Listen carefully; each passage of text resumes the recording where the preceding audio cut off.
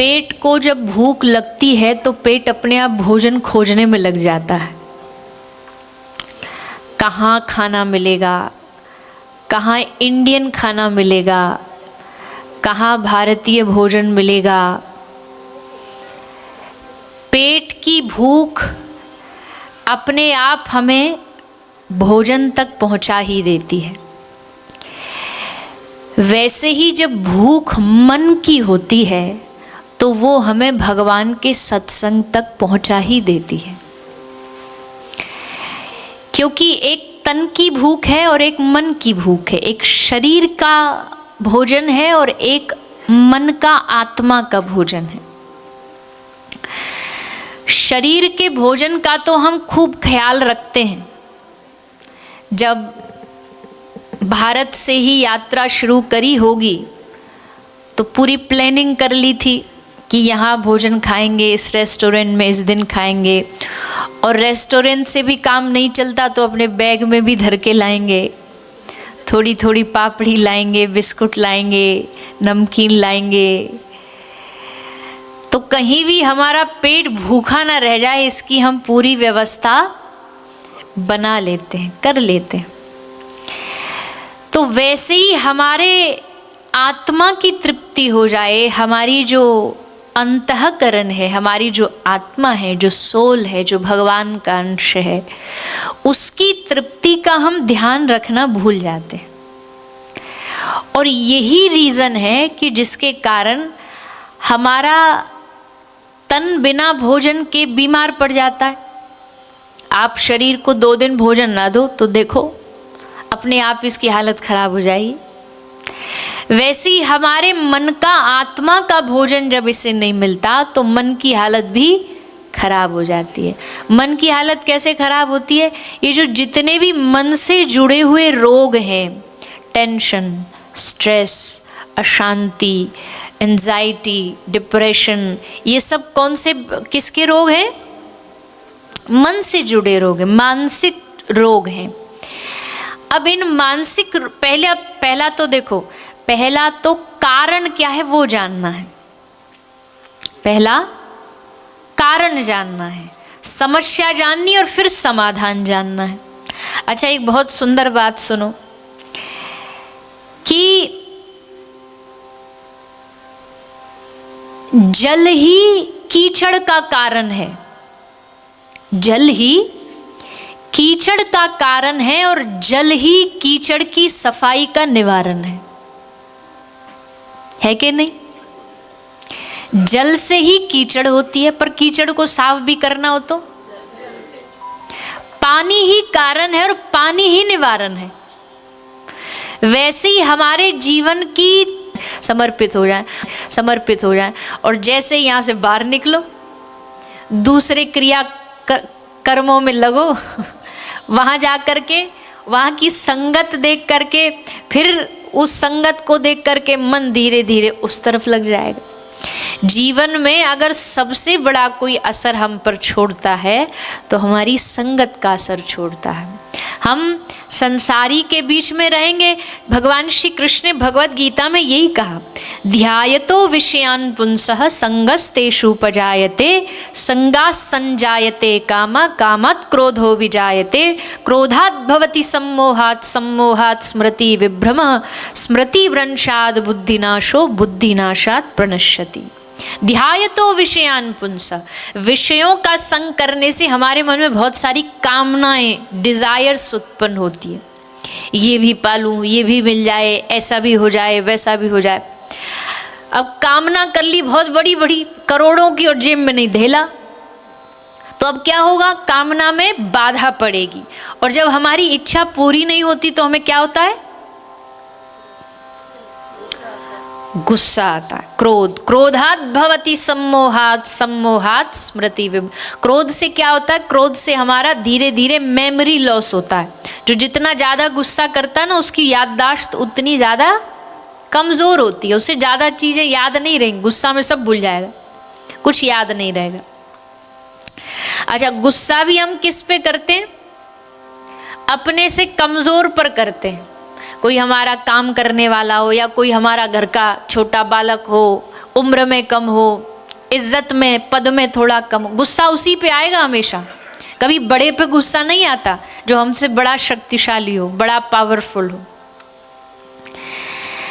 तो क्रोधात भवति सम्मोहात, क्रोध से स्मृति का नाश होगा, स्मृति का नाश होने से बुद्धि का नाश होगा, और धीरे धीरे बुद्धि नाशात प्रणश्यति, दिमाग काम करना बंद कर देगा और डॉक्टर घोषित कर देंगे कि साइकोलॉजिस्ट घोषित कर देंगे कि भैया ये डिप्रेशन में पहुंच गए हैं, स्मृति का नाश हो जाएगा।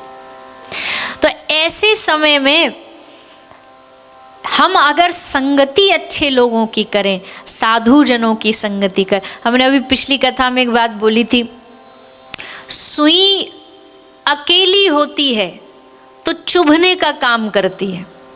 एक सिंगल जो सुई है उसका क्या काम है? कुछ भी नहीं, चुभने का काम करती है। पर उस सुई में आप धागा डाल दो तो अब वो सिलने का काम करेगी। किसके कारण? सुई तब भी थी, अब भी है, पर अब धागे का संग पाके अब वो काटने का नहीं, अब जोड़ने का काम कर रही है। वैसे ही जीवन में जब किसी सद महापुरुष संत की, किसी भक्त की हमें संगति मिलती है ना, तो धीरे धीरे हमारा मन भगवान की ओर वो लेकर के जाते हैं। ये संगति का असर है, ये भगवान के भक्त वैष्णवों का असर है। तो ये कथा भी भगवान का भक्त बनाने का काम करती है। अच्छा, दो प्रकार की कथा होती है, एक बनाती है ज्ञानी और एक बनाती है भक्त। अंतर बता देते हैं, ज्ञानी बनने में और भक्त बनने में क्या डिफरेंस है। ज्ञानी जो होता है वो भगवान को प्रिय तो है, पर भक्त उनको अपने घर के छोटा बालक जो होता है ना, वो ज़्यादा लाडला होता है। छोटा मतलब आयु में जो कम होता है, उसका ध्यान ज़्यादा रखना पड़ता है। बड़ा को तो पता है कि भैया खुद कपड़ा पहन लेगा, खुद नहा लेगा, खुद सब काम कर लेगा। छोटा जो बालक है उसको नहलाने का भी ध्यान रखना पड़ेगा, खिलाने का भी रखना पड़े। तो ज्ञानी जो है वो बड़ा बालक है, ठाकुर जी कहेंगे तू भैया तेरा तू ही जान। पर भक्त कौन है? ठाकुर जी का छोटा बालक है। भक्त हमेशा छोटा बालक बन के ही ठाकुर जी के सामने रहता है। अब उसको नहलाना धुलाना मतलब उसके जीवन का ध्यान रखना, कब क्या करना है क्या नहीं करना, ये सब ध्यान ठाकुर जी रखते हैं। इसलिए हम सबका कार्य है कि भैया हमें जीवन में प्रयास करना चाहिए, जीते जी ठाकुर जी की भक्ति आए और हम ऐसे भक्त बने कि मरण से पहले ही ठाकुर जी को प्रसन्न कर लें। क्योंकि देखो भाई, समय बीत रहा है, समय धीरे धीरे निकल रहा है। वैसे तो किसी के भी समय का भरोसा नहीं, पर अगर एज का हिसाब से देखें तो, अब बुरा नहीं मानिए, हम आपको कोई बुढ़े नहीं बोल रहे हैं, पर उम्र तो जा ही रही है ना, रेत तो फिसल ही रहा है ना। अब चाहे कितने भी गाने गा लो, अभी तो मैं जवान हूँ, पर शरीर तो अपने अपने पास से फेंकेगा ही फेंकेगा। घुटने दुखेंगे, कमर दुखेगी, कंधे दुखेंगे, आँख धीरे धीरे कमज़ोर हो जाएंगी, कान कमज़ोर हो जाएंगे, दांत झड़ जाएंगे। ये सब जीवन के, और ये जीवन का एक क्रम है जो सबके साथ आना है, सबके साथ आना है। कहते हैं ना, आदमी को जितना जितना ये सिम्टम्स आते जाएं उतना अलर्ट हो जाना चाहिए, सावधान होना चाहिए। It's a kind of warning जो भगवान हमें बार बार बजा बजा के दे रहे हैं। ठाकुर जी ने पहले बाल सफ़ेद कर दिए। बाल सफ़ेद का मतलब ठाकुर जी ने पहली घंटी बजाई, वार्निंग दी कि सावधान, मृत्यु आ सकती है। पर इंसान भी बड़ा महान है, बोले ऐसे कैसे बूढ़ा हो जाऊंगा। डाई लगा ली, कलर लगा लिया, हेयर कलर्स लगा लिए, बढ़िया एकदम टिप टॉप जुल्फे उड़ाते हुए घूमे। ठाकुर जी ने कहा बड़ी जुल्फे तूने जवानी में उड़ाई, अब शांति से भजन कर, पर नहीं मानता। फिर ठाकुर जी ने दूसरी घंटी बजाई, आंखों से कमज़ोर हो गया, थोड़ा थोड़ा धुंधला, दूर का नहीं दिख रहा, कभी पास का नहीं दिख रहा। ठाकुर जी बोले तूने बड़ी दुनियादारी देखी, अब अंतर्मुखी होके हमको देख। पर फिर भी नहीं माना, बढ़िया जाकर के स्पेशलिस्ट से गॉगल्स, चश्मा बनवा लिए, लेंस लगा लिया। हाँ, अब तो टेक्नोलॉजी एडवांस हो गई, हाँ, लेंस लगा लिए, पता ही नहीं कि ये इनको बेचारों को कमजोरी है, वो भी पार हो गया। तीसरा भगवान ने फिर वार्निंग दी, घंटी बजाई। अब क्या बजी? दांत धीरे धीरे साथ छोड़ने लग गए। जन्म बचपन के साथी अब टाटा बाय बाय हो रहे हैं, धीरे धीरे जा रहे हैं। भगवान ने कहा तूने जवानी में बड़े आनंद लिए, बड़े बड़े कुजीन्स खाए, बड़े पिज़्ज़ा बर्गर खाए, अब लापसी हलवा खा और हरि गुण गा। पर आदमी फिर भी नहीं मानता। अब जाके डेंटिस्ट के पास ऐसे बढ़िया वाले पेयर लगवा लेगा, पहले वाले से भी बढ़िया। पहले तो फिर भी थोड़े आड़े टेढ़े हो सकते थे, ये वाले तो एकदम चिकने चमकदार दांत लगवा लिए। ठाकुर जी बोले चिंता ना कर बेटा, तू ना हार मानेगा तो मैं भी ना मानूंगा। भगवान ने फिर चौथी वार्निंग दी, चौथी घंटी बजाई, हाथ में आ गई अब लठिया लेके, झुक झुक करके चलना पड़ रहा है। और लठिया लेके झुक झुक के चलने का मतलब ठाकुर जी ने कहा जवानी में बड़ा तुझे घमंड में चौड़ के चलता था छाती तान के, अब थोड़ा झुक करके चलना सीख, सर झुका के चलना सीख। पर अब भी नहीं मानता। अब क्या करेगा? वो टीवी पे ऐड देख लेता है, सोना चांदी च्यवनप्राश, स्वर्ण भस्म, चांदी की भस्म खाओ ताकत लाओ। पूरे घर के डब्बे भर लिए नए नए सप्लीमेंट्स ला करके कि इससे ही हो जाएगा, च्यवनप्राश से ही हो जाएगा। भगवान ने 4 वार्निंग दे करके छोड़ दिया। अब 4 में भी जो ना समझा, 5वीं बार ठाकुर जी वार्निंग नहीं देंगे। 5वीं बार तो सीधा वो घर पे व्हाट्सएप लेटर आएगा, हमें सूचित करते हुए बड़े दुख का अनुभव हो रहा है कि फलाने फलाने जी गए। तो भैया ये, और हम ये आपको इसलिए बता रहे हैं क्योंकि ये सबका ही है, ये सबका सिस्टम है। हम जो इतनी चपड़ चपड़ बात बना रहे कि हमें बुढ़ापा नहीं आएगा, अगर उम्र लंबी रही तो सबको आना है, शरीर सबका टूटना है, कमज़ोर होना है। ऐसे में भैया समय रहते रहते, जैसे लोग कहते ना, बहुत लोग कहते हैं जवानी में जितना घूम सको भैया घूम लो, जितना संसार देख सको देख सको। तो ठीक है, संसार भी देखो, अपने जीवन का जो सुख है वो भी लो, उसकी भी मनाही नहीं, लेकिन उसके संग जीवन में सबसे ज़्यादा जरूरी क्या है? अवेयरनेस, सतर्क रहना। सतर्क रहना इस बात को लेकर के कि कभी भी बुलावा आए, कभी भी भगवान हमें बुलाएं तो हमारे पास जवाब देने को कोई उत्तर रहे। भगवान पूछे कि तूने जीवन में जाके क्या किया, तो मौन ना हो जाना पड़े, कुछ जवाब दे पाए। हाँ, हमने अपने लिए ये किया, आपके लिए ये किया, और हमने संसार के लिए ये किया। हमारे पास कुछ उत्तर होना चाहिए, हमारे पास जवाब होना चाहिए। जीते जी भगवान ने हमें चॉइस दी है, भगवान ने हमें मौका दिया है, जो आपको करना है करो। एक एग्जाम हॉल में कभी भी टीचर आपको रोकेगा टोकेगा नहीं, आप आंसर सही लिखो गलत लिखो, टोकेगा नहीं, जस्ट घूमता रहेगा, चेक करता रहेगा, चीटिंग तो नहीं कर रहा, कुछ गड़बड़ तो नहीं कर रहा, लेकिन रोकेगा नहीं। झांक के देख भी लिया कि आंसर गलत है, तब भी क्या बोलेगा? मौन। ईश्वर हमारे जीवन में हमें कभी कुछ बोलता है कि तुमने गलत क्यों किया? मौन है वो। हाँ, उसकी कलम चलेगी कब?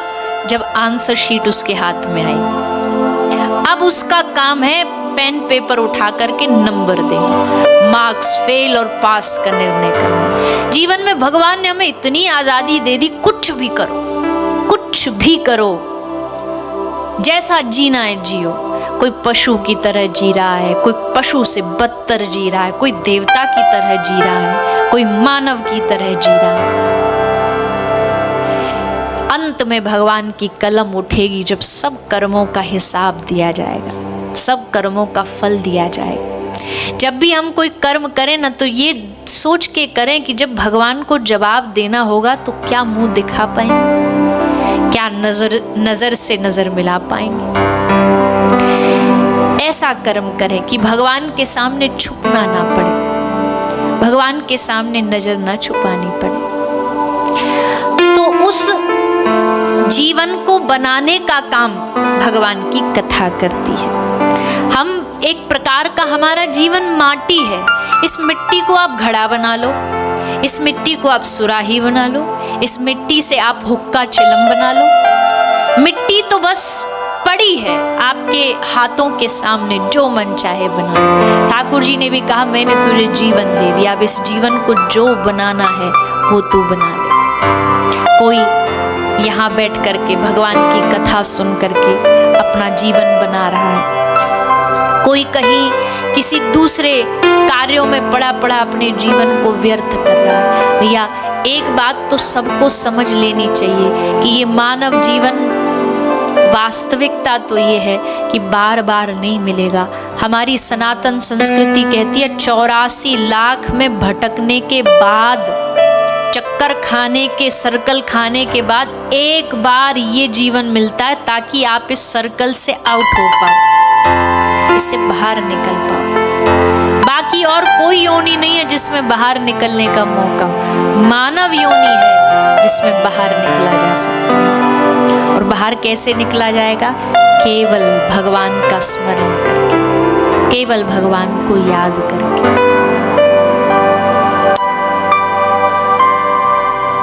सेवा करो, भगवान का भजन करो, एक दूसरे के काम आओ, एक दूसरे की मदद कर सको।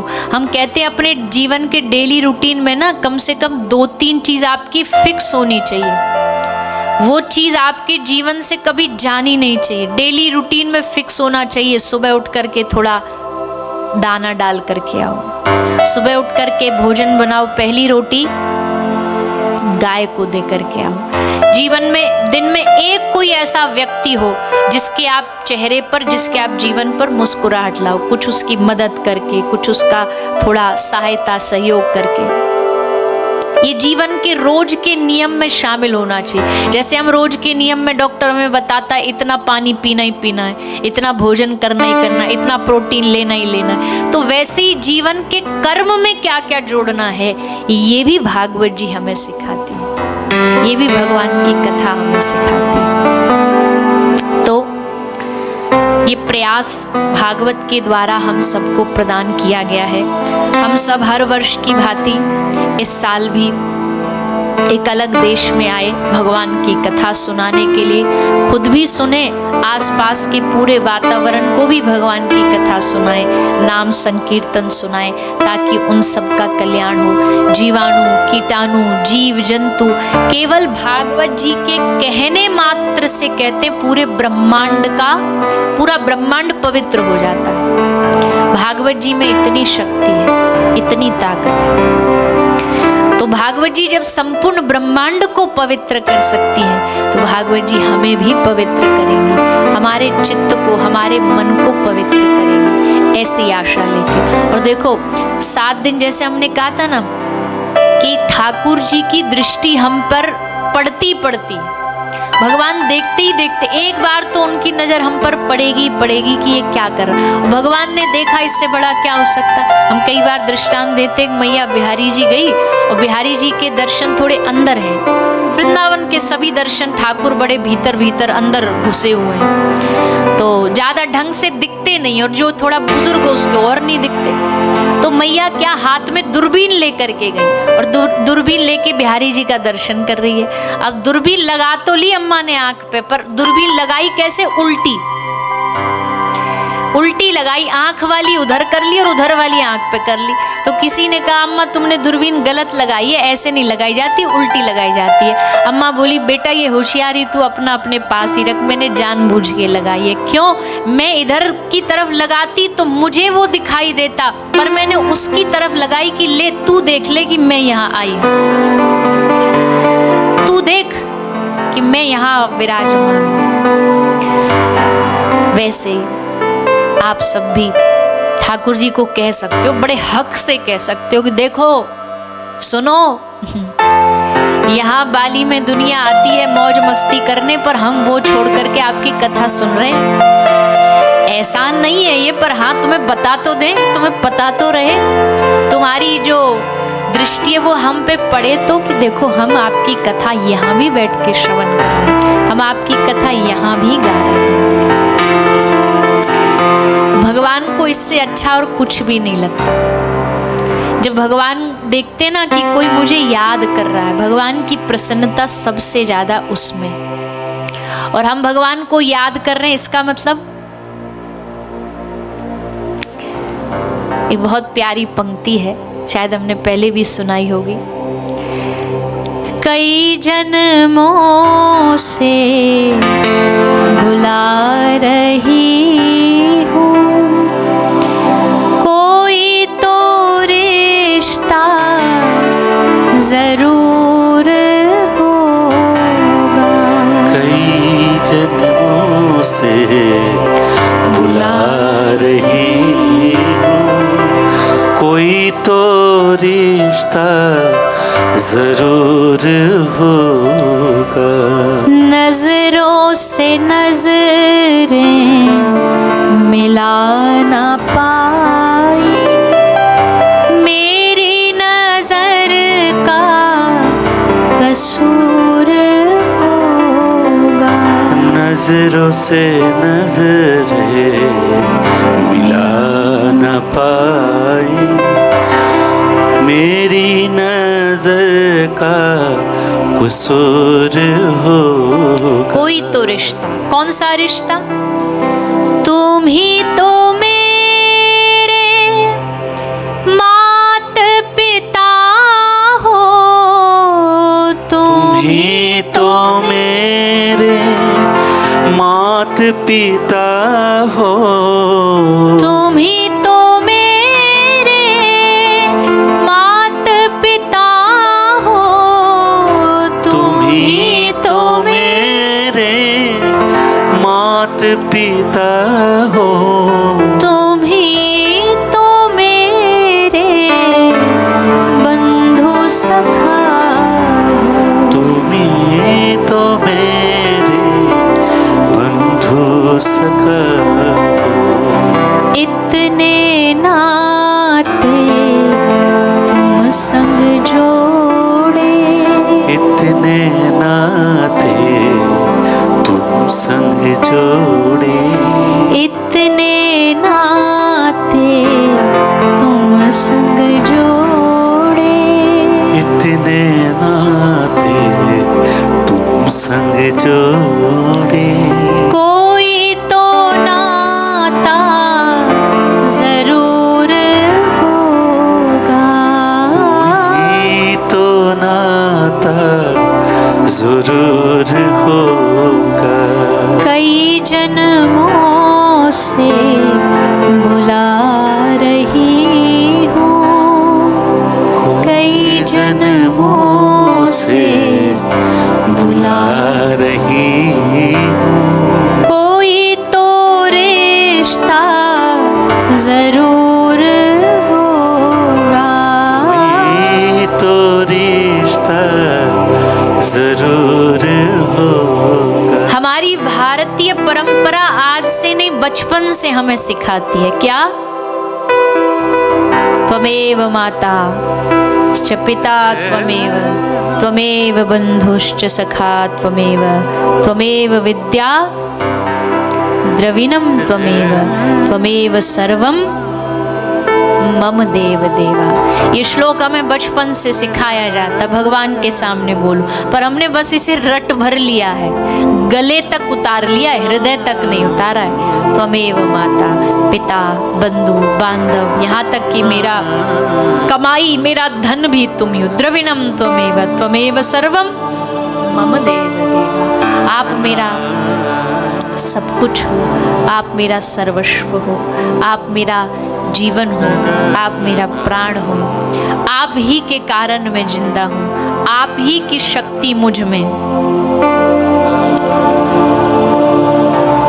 तुम ही तो मेरी आत्मा हो, तुम ही तो मेरी आत्मा हो, तुम ही तो मेरी आत्मा हो,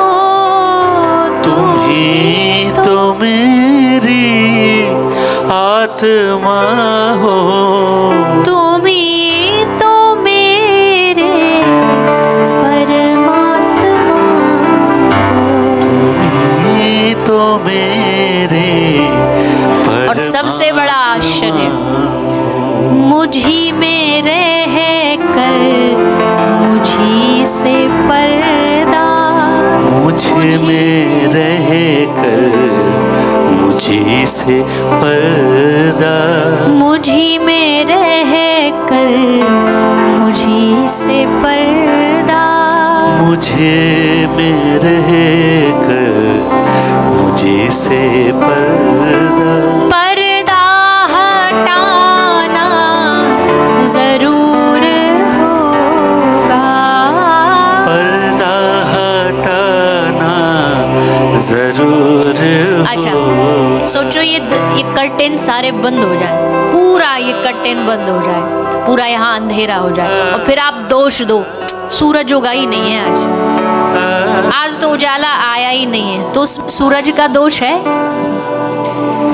हमने पर्दा लगा रखा है, दोष हमारा है। परमात्मा था, परमात्मा है, परमात्मा रहेगा, और कहीं और नहीं, मुझी में रहकर मुझी से पर्दा, मुझ में ही बैठा बैठा मुस्कुरा रहा है, और मैं सारे जगत में उसे ढूंढ रहा हूँ, और वो हंस रहा है कि बावरे बाहर छोड़ भीतर देख, मैं तेरे भीतर धड़क रहा हूँ, मैं तेरे सांस के भीतर अंदर जा रहा हूँ, पर हमने माया का पर्दा लगा रखा है, इसलिए परमात्मा इतने नजदीक होते हुए भी दिखता नहीं।